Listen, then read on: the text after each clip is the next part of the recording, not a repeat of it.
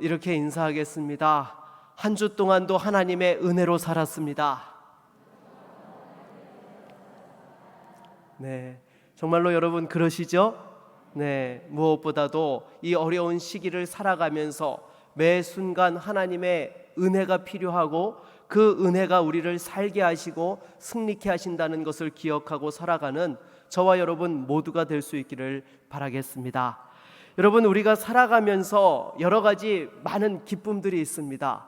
인간적으로 보게 되면 참으로 이렇게 또한 사랑하는 사람을 만나는 것이 또 큰 기쁨 중에 하나이고요, 또 원하고 희망하는 학교에 들어가고 취업의 문이 열리는 것도 또 우리 인생의 기쁨 가운데 하나입니다. 그리고 또한 자녀를 낳게 되는 것도 큰 기쁨 중에 하나이지요. 그와 또한 다르게 우리의 삶에서 소소한 기쁨들이 있습니다. 그 중에 하나를 꼽으라고 한다면 바로 맛있는 음식을 함께 나누는 것이 있지 않나 싶습니다. 참으로 식사를 하면서 또 그 가운데에서 우리의 마음이 열려지고 또 그 먹는 것을 통하여서 육체적으로도 기쁨을 누리게 되는 그런 부분들이 있습니다. 그런데 여러분, 요즘 코로나로 인하여서 교회 식당에서 성도들 간에 또 밖에서도 이렇게 자유롭게 많이 식사를 할 수 없는 안타까운 현실에 처해 있습니다. 전에는 이렇게 교회 식당에서 식사를 하는 것에 있어서 그냥 주일날 봉사를 하고 섬기면서 한 끼를 때운다라는 그런 생각을 좀 했더랬습니다. 그런데 요즘 이렇게 식당 문을 올해 이렇게 2월달 이후로 열지 못하고 지금까지 오면서 드는 생각 중에 하나가, 정말 그렇게 짧은 시간 우리가 식사를 하면서도 옆에 있는 성도들하고 교제할 수 있었고 또 이렇게 삶을 나눌 수 있었다라는 것이 그냥 단순히 한 끼를 때우는 것이 아니라 또 그 안에 성도의 교제와 나눔이 있는 풍성한 시간이었구나라는 생각을 다시 한번 해보게 되었습니다. 무엇보다도 빨리 코로나가 종식되어서 정상적으로 또 식사 교제도 할 수 있고 그러한 기쁨들을 나눌 수 있는 저와 여러분 모두가 될 수 있기를 바라겠습니다. 오늘 우리가 같이 읽은 본문은 고린도 교회에 있었던 성찬과 관련되어진 문제를 다루고 있습니다. 이 문제를 얼핏 살펴보면 단순히 성찬과 관련된 문제로만 생각을 할 수 있는데요, 여기에는 근본적으로 교회에 대한 이해와 관련되어진 그러한 문제인 것입니다. 왜냐하면 성찬에는 중요한 의미가 담겨 있기 때문인 것이죠. 오늘 본문을 통하여서 저와 여러분들에게 주시는 교훈을 같이 살펴보기를 원합니다. 여러분, 먼저 오늘 본문 17절 말씀을 다시 한번 같이 읽어보도록 하겠습니다. 17절입니다. 내가 명하는 이 일에 너희를 칭찬하지 아니하나니 이는 너희의 모임이 유익이 못되고 도리어 해로움이라. 아멘. 여러분, 지금 사도 바울이 고린도 교회의 성찬으로 말미암는 문제를 다루면서 아주 심하게 화가 나 있는 것을 보게 됩니다. 여기 보게 되면 너희를 칭찬하지 아니하나니라고 이렇게 표현을 하고 있는데요, 사실 이것은 엄청난 책망인 것이죠. 왜냐하면 교회의 모임을 통해서 서로가 하나됨을 경험하고 연약하고 힘든 자들이 위로받고 격려받고 다시 한번 새 힘을 얻을 수 있는 그러한 시간들이 되어져야 되는데, 도리어 이 교회의 모임을 통해서 상처와 아픔을 경험하는 그런 성도들이 너무나 많았기 때문인 것입니다. 여러분, 특별히 우리가 이 세상을 살아가면서 여러 가지 상처들을 많이 받게 되지 않습니까? 그 중에서도 오래가는 상처 중에 하나가 무엇입니까? 바로 교회에서 받은 상처인 것입니다. 왜냐하면 교회는 세상과 다른 공동체이기 때문이죠. 여러분, 학교에서든지 직장에서든지 상처를 받으면 힘들긴 하지만 그래도 넘어갈 만합니다. 하지만 교회에서 받은 상처는 쉽게 가시질 않습니다. 왜냐하면 교회는 주님의 살과 피로 또한 구원받은 영원히 함께할 지체들의 모임이기 때문인 것이죠. 그렇지 않습니까? 여러분, 학교에서 상처를 받아도요, 학교를 졸업하면 더 이상 그 상처가 나에게 큰 영향을 줄 수 없습니다. 직장에서도 우리가 상처를 받게 되면 어떻습니까? 물론 힘들기는 하지만요, 직장에서 그 상처 준 사람과 이 세상에서 죽을 때까지 같이 일합니까? 아니요. 잠시 직장에서 같이 있을 뿐인 것입니다. 그런데 교회는 어떻습니까? 특별한 이유가 없으면 교회를 옮겨야 할 상황이 아니면 일평생 함께하는 공동체가 바로 교회인 것이죠. 그러기에 교회에서 상처를 받으면 이 상처가 쉽게 아물지 않을 뿐더러 이것 때문에 교회 안으로 쉽게 들어오지 못하는, 교회에서 겉도는 그러한 일들이 발생하게 되는 것입니다. 그런데 바로 고린도 교회에서 성찬과 관련해서 분쟁과 분당이 발생하고 또 그 과정에 많은 성도들이 상처를 받는 일이 발생한 것입니다. 여러분, 고린도 교회에서 일어났던 여러 분쟁에 우리가 앞서서 살펴보았던 분쟁과는 또 다른 분쟁인 것이죠. 여러분, 고린도전서 1, 2장을 중심으로 해서 있었던 그 분당은 왜 일어났던 것입니까? 지도자를 중심으로 해서 생겼던 분파의 문제였습니다. 그런데 지금 이 11장에서 일어난 이 분쟁과 분파는요, 부자와 가난한 자 사이의 갈라짐이었습니다. 그것도 다름 아닌 주 안에서 한 몸을 이룬다는 상징인 성찬을 가지고 그와 같은 나님이 발생을 하게 되었던 것입니다. 왜냐하면 여러분, 당시 고린도 교회는 우리처럼 단순히 떡과 포도주만 나누는 성찬이 아니라 식사와 함께 이루어지는 만찬이 플러스 되어진 성찬이었기 때문인 것입니다. 우리 주님께서도 원래 이 성찬을 제정하실 때에 언제 행하셨습니까? 제자들과 함께 저녁 식사를 함께 하시고 식후에 또한 성찬을 나누셨던 부분들이 있지 않습니까? 그래서 초대교회의 전통은요, 성찬을 하기에 앞서서 같이 식사를 하고 연이어서 성찬이 이루어지는 것이 초대교회의 관례였던 것입니다. 그런데 여러분, 이 고린도 교회를 구성하고 있던 많은 이들이 어떤 사람들이었는가 하면 가난한 자들과 또한 노예들이었던 것입니다. 그런데 여러분, 이들이 식사와 함께 이루어지는 성찬에 시간을 맞추어 오기가 쉬웠겠습니까? 어려웠겠습니까? 당연히 어려웠지요. 다른 사람 밑에서 종으로 일하면서 여러분, 어떻게 식사 시간을 맞추어 올 수 있었겠습니까? 그 주인의 식사를 돕고 그 일들이 마무리되어져야지만 나와서 올 수 있었던 거예요. 그러니까 주의 성찬을 하겠다라고 미리 공지를 하지만 그 시간을 맞추어서 올 수가 없었던 것입니다. 반면에 여러분, 부자 성도들은 어떻습니까? 음식을 가지고 와서 같이 식사를 하려고 기다리고 있는데 이 가난한 성도들과 노예 성도들이 시간에 옵니까 안 옵니까? 안 오는 거예요. 그러니까 배가 고프니까 먼저 자기들끼리 식사를 하고 또 그 이후에 성찬까지 진행을 했던 것입니다. 반면에 이 가난한 성도들과 노예들은요, 일을 마치고 부랴부랴 급하게 와서 성찬에 참여하려고 보니까 이미 식사와 성찬이 다 끝나 있는 것입니다. 도리어 식사 시간에 맞춰 오지 않았다라고 책망을 받고 고픈 배를 부어잡고 돌아가야만 했던 것이죠.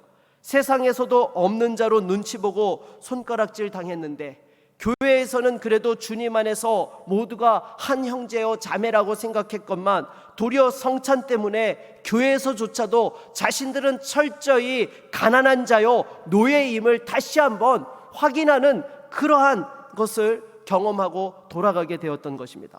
물론 여러분, 부자 성도들이 가난한 성도들과 노예 성도들을 차별하고 무시하고자 나쁜 의도로 그렇게 한 것입니까? 절대 그렇지 않습니다. 식사 시간에 기다리는데 오지 않으니까 그냥 관습대로 자기들끼리 식사를 한 거예요. 더군다나 당시 사회적인 관습은 어땠습니까? 부자들은 결코 가난한 자나 노예들과 함께 식사하지 않았습니다. 자기들끼리 레벨이 맞는 그러한 부류끼리만 식사 교제를 했던 것이죠. 그나마 여러분, 이 부자 성도들이 기다렸다라는 것은 무엇입니까? 교회였기 때문에 가능한 것이죠. 주 안에서 우리가 한 형제요 자매라는 생각을 가지고 있었기 때문에 그래도 그들이 오기를 기다려주는 그러한 부분들이 있었던 것입니다. 하지만 결과적으로 가난한 성도들과 노예 성도들의 입장에서는 어떠했겠습니까? 교회는 세상과 분명히 다르고 주 안에서 똑같이 구원받은 한 형제요 자매라고 생각했는데 결국 세상과 다를 바 없다라는 그러한 부분에서 더 많은 상처와 아픔을 경험하게 되었던 것입니다.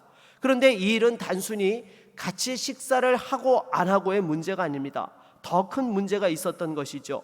우리 22절 말씀을 같이 한번 읽어보도록 하겠습니다. 22절입니다. 너희가 먹고 마실 집이 없느냐? 너희가 하나님의 교회를 업신여기고 빈궁한 자들을 부끄럽게 하느냐? 내가 너희에게 무슨 말을 하랴? 너희를 칭찬하랴? 이것으로 칭찬하지 않노라. 아멘. 여러분, 사도 바울은 계속해서 이 문제를 단순히 먹고 마시는 문제가 아니라 하나님의 교회를 업신여기는 행위라고 강하게 책망하고 있는 것을 보게 됩니다. 교회가 무엇인지를 모른다라는 것이죠.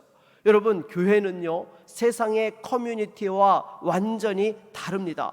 요즘 세상 사람들이 쉽게 하는 말로 무슨 말들을 합니까? 목사는 교회의 사장이요, 장로들은 교회 이사라고 이렇게 비아냥거리면서 세상 사람들이 이야기를 합니다. 아니요, 여러분, 그것은 교회를 알지 못하는 무지에서 나오는 말이죠. 여러분, 교회는 세상의 여러 모임이나 사업체와 같은 그런 것 중에 하나가 아닙니다. 교회는 바로 그리스도의 보혈로 구원받은 성도들의 모임인 것이죠. 그런데 여러분, 오늘날 한국 교회를 보게 되면 이 고린도 교회와 같은 일들이 비일비재하게 일어나는 것을 보게 됩니다.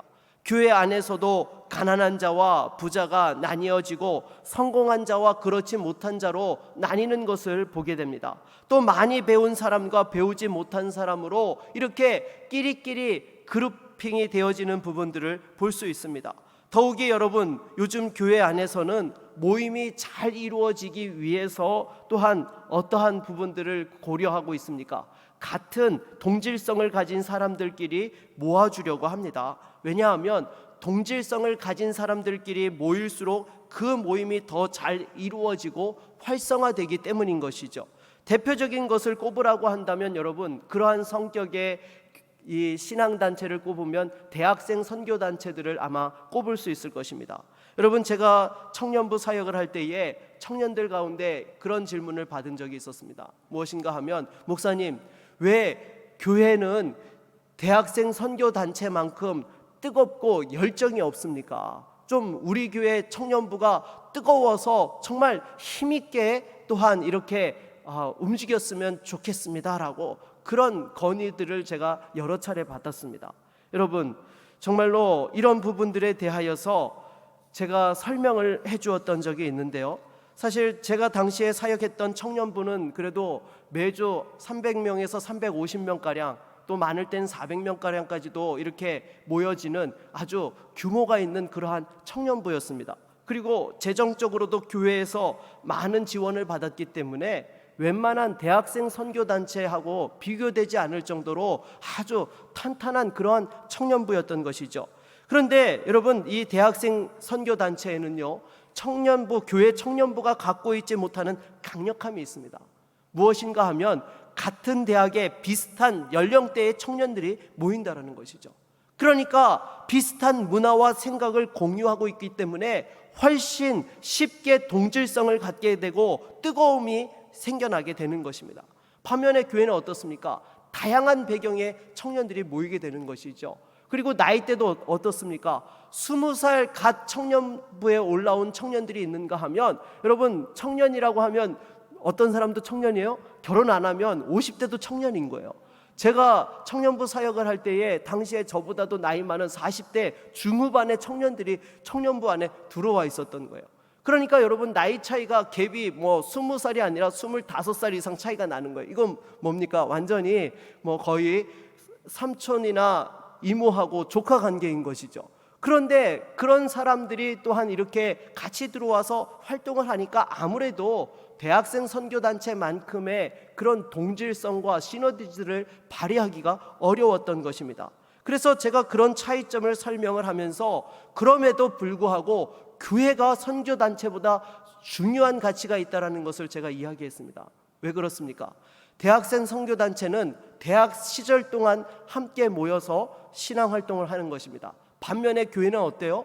우리가 주님 나라 가는 그날까지 이 땅에서 함께 해야 될 믿음의 공동체인 것이죠. 그래서 동질성에 대한 부분과 그 파워들이 조금 떨어진다 할지라도 주님께서 핏값으로 세우셨고 우리가 이 땅을 살아가는 날 동안에 함께 해야 될 믿음의 공동체이기 때문에 결코 교회의 가치를 얕잡아 보아서는 안 된다라고 제가 그렇게 설명을 해 주었던 적이 있습니다. 여러분, 아무튼 교회는요, 이 세상에서 찾아볼 수 없는 아주 독특한 커뮤니티입니다. 교회는 부자든 가난한 자든 관계없이 다 주 안에서 성도로 만날 수 있고 함께 예배하고 함께 섬길 수 있는 곳이 바로 교회인 것이죠. 예수의 십자가와 부활을 가장 소중한 가치로 공유하고 있는 그런 공동체이기도 합니다. 그런데 여러분, 세상에는 이런 공동체가 있습니까? 없습니다. 다 나름대로 자신들의 관심사와 수준을 따라서 모이지, 이렇게 다양한 배경과 또한 여러 가지 삶의 자리에 있는 사람들이 함께 모일 수 있는 그러한 공동체나 커뮤니티가 없다라는 것이죠. 그래서 여러분, 이 교회는 세상의 공동체와 그 가치와 차원이 다른 것입니다. 특별히 세상의 공동체는요, 마음에 맞지 않으면 그냥 흩어지고 사라질 수 있습니다. 하지만 교회는 그럴 수 있습니까? 없습니다. 예수의 그 보혈 위에 세워지어진 주의 몸된 교회이기 때문에 절대로 세상의 그러한 공동체처럼, 그런 커뮤니티처럼 마음이 맞지 않는다고 그냥 쉽게 흩어버릴 수 있는 그러한 공동체가 아니라는 것이죠. 그래서 여러분, 이처럼 주님의 몸된 교회는요, 주님 오시는 그날까지 하나님께서 세우셨고 영원한 천국까지 이어지는 귀한 주님의 몸된 교회인 줄로 믿습니다. 그런데 이러한 주의 몸된 교회에서 세상과 똑같은 기준으로 그렇게 성도들을 대하는 사람들이 있었다라는 것입니다. 돈이 있으면 대접을 하고 돈이 없으면 무시를 하고 말이죠. 그러니까 사도 바울이 화가 나서 그 고린도 교회 성도들을 향해서 도저히 칭찬할 수 없다는 말로 책망을 하면서 교회를 무시하고 업신여기는 것이라고까지, 그렇게까지 또한 이야기를 했던 것입니다. 간혹 제가 신방을 하다 보면요, 이런 이야기를 하시는 분들이 계세요. 우리 교회에도 세상적으로 성공하고 영향력 있는 그런 분들이 많이 나왔으면 좋겠다라고 이렇게 말씀하는 분들이 계세요. 그래서 제가 왜 그런 말씀을 하십니까? 라고 여쭤보면 이런 이야기를 하시는 거예요. 그런 분들이 계시면 교회 11조도 많이 하고 재정도 여유가 있어서 건축도 쉽게 할 수 있지 않겠느냐라고 이렇게 이야기를 하는 것입니다. 물론 그분은요, 절대 나쁜 의도로 이야기하시는 게 아니에요. 좋은 의도로 정말 안타까워서 그런 말씀을 하시는 거예요. 하지만 여러분, 그것은요, 교회가 망하는 지름길입니다. 실제로 여러분, 제가 서울에서 사역을 할 때에 그 동네에 옆에 있는 교회에 돈 많은 장로님이 헌금을 해서 교회가 세워진 그러한 교회를 본 적이 있습니다. 그런데 그 교회에 2, 3년이 멀다 하고 담임 목사님이 계속 바뀌는 거예요. 왜 그렇습니까? 이 헌금을 한 장로님이 교회에 주인 노릇을 하니까 목사님들이 와가지고 그 목회를 펼쳐야 되는데 그것을 제대로 할 수 없어가지고 2, 3년을 못 넘기고 목회자가 계속 바뀌는 일들이 벌어지더라는 것입니다. 여러분, 물론 돈 많은 성도들이 교회에 많으면요, 쉽게 큰 일들을 진행할 수 있는 부분들이요, 있습니다. 하지만 여러분, 그것은요, 절대로요, 교회에 유익하지 않습니다. 교회는 어떠한 사람들이 주가 되는 것이 아니라 다 예수 그리스도 안에서 하나 된 형제 자매가 함께 이루어지는 것이 교회이기 때문에요, 절대로 누군가를 의지해서 이루어져서는 안 된다는 것이죠. 저도 그런 부분들은 원치 않습니다. 정말로. 그래서 제가 늘 이야기하는 것 중에 하나가 무엇입니까? 만일 교회에 건축을 해야 될 일이 있다라고 한다면 제가 절대로 직분자별 헌금을 하지 않겠다라고 이야기하고 있는 것도 바로 그러한 부분인 것이죠. 왜냐하면 성도들이 마음에서 자원함으로 헌신해서 하면 몰라도요, 절대 어떠한 직분을 가지고 있고 사회적인 지위가 어느 정도 있고 재산이 있으니까 이 정도 헌금을 해야 된다, 여러분, 절대 그렇게 접근하면 오히려 교회를 망치는 길이 되고 마는 것입니다. 사랑하는 여러분, 교회는요, 주님께서 주인 되어 주셔서 그 은혜로서 이루어지는 것이 바로 교회인 줄로 믿습니다. 그래서 사도 바울은 계속해서 성찬의 의미를 자세하게 밝히면서 또한 무엇보다도 주님의 뜻 가운데로 나아가도록 돌이키고 있는 것을 보게 됩니다. 오늘 본문 23절로 26절을 다시 한번 같이 읽어볼까요? 같이 읽겠습니다. 내가 너희에게 전한 것은 주께 받은 것이니 곧 주 예수께서 잡히시던 밤에 떡을 가지사 축사하시고 떼어 이르시되 이것은 너희를 위하는 내 몸이니 이것을 행하여 나를 기념하라 하시고 식후에 또한 그와 같이 잔을 가지시고 이르시되 이 잔은 내 피로 세운 새 언약이니 이것을 행하여 마실 때마다 나를 기념하라 하셨으니 너희가 이 떡을 먹음 이 잔을 마실 때마다 주의 죽으심을 그가 오실 때까지 전하는 것이니라. 아멘. 여러분, 성찬에는요 중요한 두 가지 개념이 있습니다. 하나는 교회가 새 언약 공동체임을 보여주는 것이 바로 성찬인 것이죠. 그래서 조금 전에 읽었던 25절 말씀을 보게 되면 새 언약이라는 단어가 나오는 것입니다. 주님께서 십자가에서 그 살과 피를 주심으로 말미암아서 우리가 하나님과 새로운 언약을 맺게 된 것입니다. 이전에는 하나님과 원수된 자였던 죄인들이 이 예수님께서 허락하신 새 언약을 통하여서 하나님의 자녀가 되게 된 것이죠. 그래서 이 성찬에는요 정말로 우리가 하나님의 자녀 되었고 언약 백성이 되었음을 깨닫게 하는 그러한 의미가 담겨져 있는 줄로 믿습니다. 그리고 이 성찬에는 두 번째로 중요한 의미가 있는데요, 바로 십자가 복음을 전하는 공동체임을 보여주는 것이 성찬인 것입니다. 그래서 우리가 성찬을 행할 때마다 누구를 기념합니까? 예수 그리스도께서 우리를 대신하여 그 십자가에서 살과 피를 쏟으셨음을 기억하고 또한 예수님만이 우리의 유일한 구주이심을 또한 고백하고 그 사실을 눈으로 보는 것이 바로 성찬인 것입니다. 그러기에 여러분, 성찬은 단순한 예식이 아닙니다. 눈으로 보여지는 설교, 지금 우리가 이 시대 속에서 주님의 그 십자가를 눈으로 함께 보고 동참할 수 있는 것이 바로 성찬인 것입니다. 그런데 이 성찬을 단순히 먹고 마시는 것으로 여겨서 부자들끼리만 먹고 가난한 자들을 제외한다라고 하면 이것은 성찬의 본래된 의미를 무시하고 하나님을 모독하게 되는 것이죠. 사랑하는 여러분, 교회는 빈부격차나 지역 출신이나 관계없이 주 안에서 하나 되어진 성도들의 모임이요, 하나님의 그 사명 공동체요, 또한 새 언약 공동체가 되어지는 줄로 믿습니다. 그리고 계속해서 27절로 29절을 같이 한번 읽어보도록 하겠습니다. 같이 읽겠습니다. 그러므로 누구든지 주의 떡이나 잔을 합당하지 않게 먹고 마시는 자는 주의 몸과 피에 대하여 죄를 짓는 것이니라.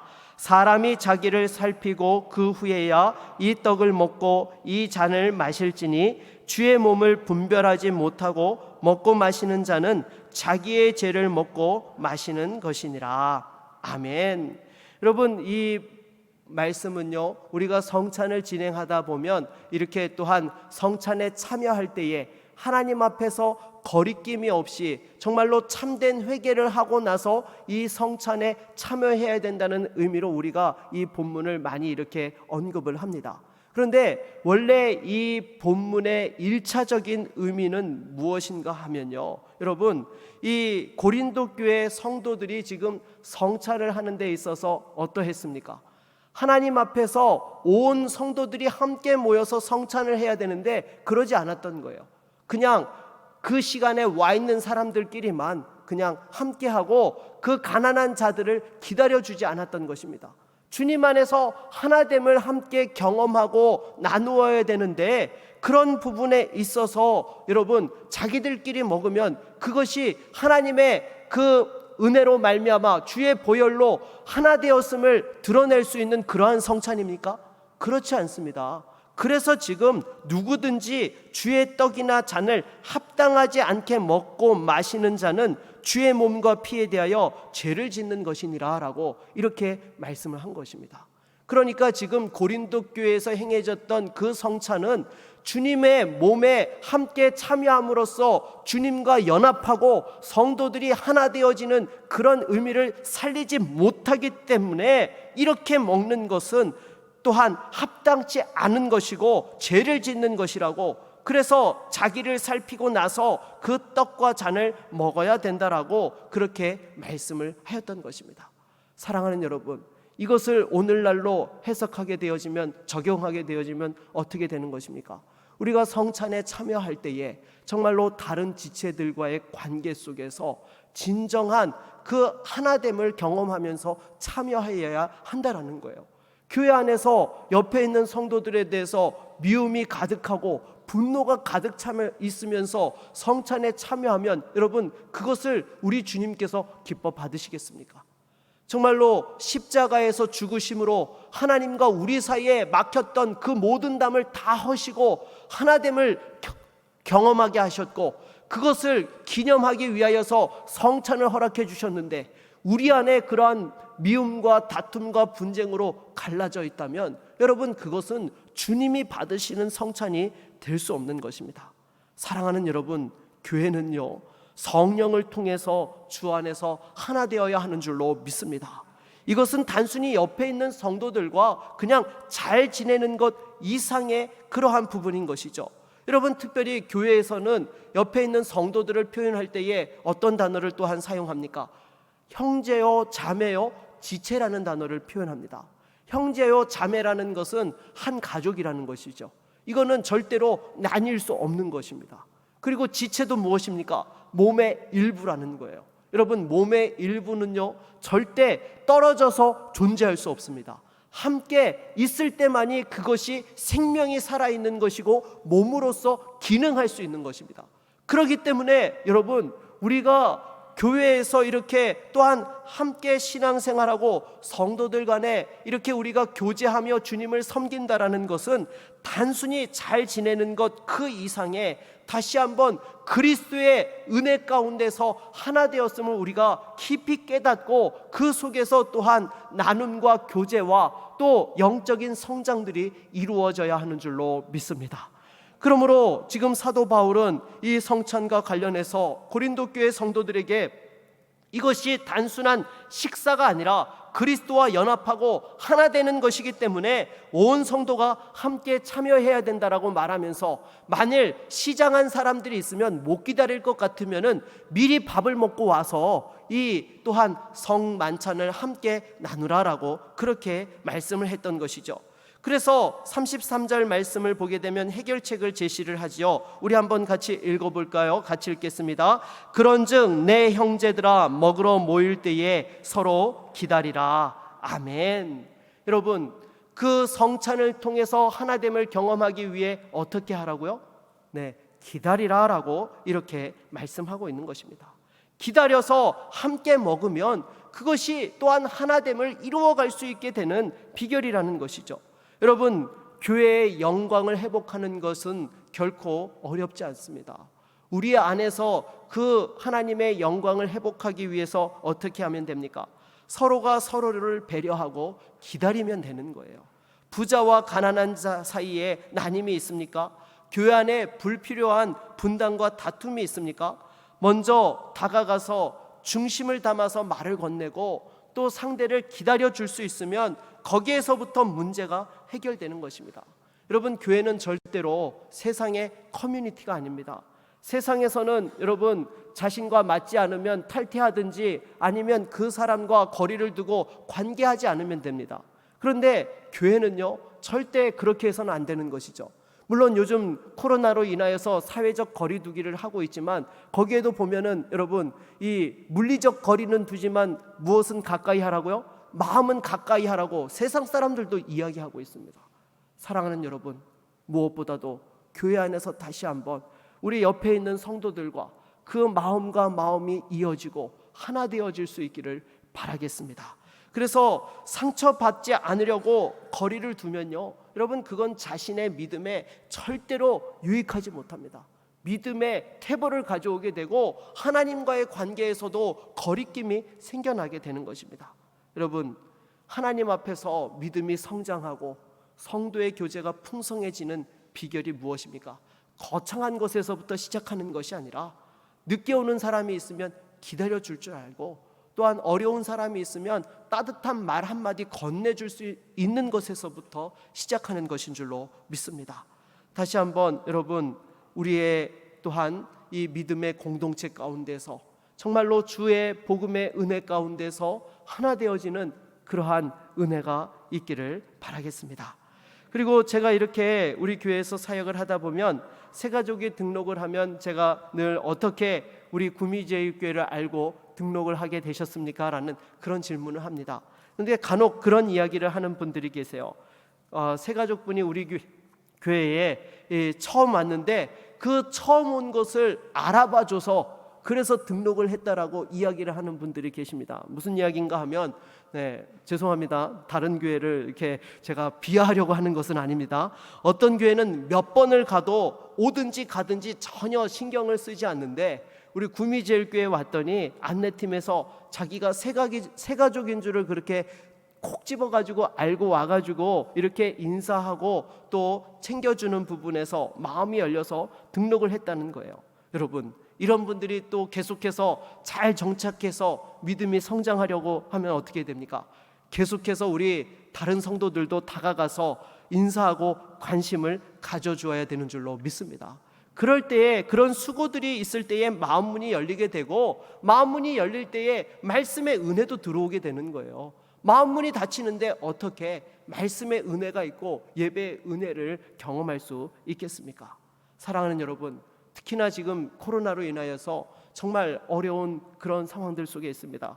우리가 함께 모여서 교제하고 또 그런 부분들이 쉽지는 않지만 옆에 있는 분들을 관심을 가지고 카톡으로 응원 문자도 보내주시고 한 번씩 연락도 취해주시고 또 함께 잘 챙겨주면서 그 세상에서 받았던 상처들을 뛰어넘을 수 있도록 위로해주고 격려해주면서 정말로 다시 한번 성령의 하나 되게 하심으로써 그 하나님 주신 작은 천국을 경험할 수 있는 주님의 몸된 교회가 될 수 있기를 바라겠습니다. 말씀을 맺겠습니다. 여러분, 정말로 지금 여러분들이 또한 주님의 몸된 교회에서 진정한 하나됨을 위하여서 감당해야 될 역할들이 무엇이 있습니까? 다른 지체들을 기다려줘야 되는 그러한 것들 중에 하나가 무엇이 있습니까? 다시 한번 우리 자신을 돌아보고 십자가를 통해서 하나님과 하나 되고 성도들과 하나 되어서 이 땅 가운데서도 작은 천국을 경험하며 승리할 수 있는 우리 모두가 될 수 있기를 주의 이름으로 축원합니다. 우리 한번